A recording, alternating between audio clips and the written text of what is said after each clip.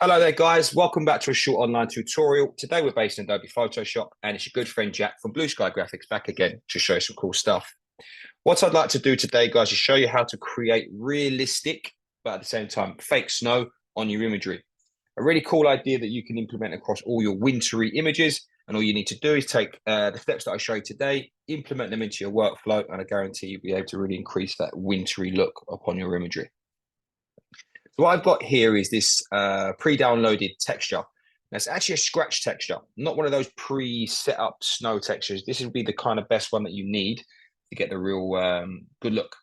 So first of all, I need to just enlarge this across the whole screen here. So I'm just going to press the keyboard shortcut of Command T for Mac users or Control T for Windows users, and just resize that just to hit the whole image like so.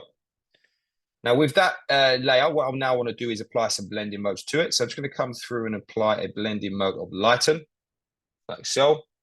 And we're just going to add a layer mask to this as well. And with my brush tool, I'm just going to remove some of these sort of like non-wanting bits here, like so, here.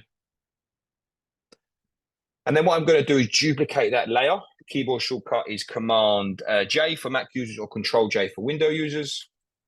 And I'm just going to resize this by pressing the keyboard shortcut of Command T again, or Control T for Windows users, and just sort of like, let's say we move it a little bit to the right there. And yet again, I'm just going to remove some of the bits here. Make sure that you're on the layer mask itself and the foreground color is black, and just remove some bits like so.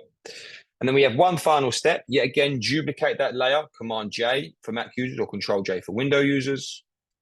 And now I should increase the size of this. So yet again, Command T, and let's increase that to a point like so. Because what we want to try and do is really create a sense of depth. There are some snowflakes nearer to the camera. And then with that layer, I'm now going to go to Filter, Blur, Gaussian Blur, and just manipulate the radius like so. And then we press OK. And there you have it, guys. That's how you create realistic snow with an Adobe Photoshop. If you're interested in finding out more about the school, the courses that we offer, please take a look at our website at blueskygraphics.co.uk. Thank you very much, guys. Take care, and I'll see you next time.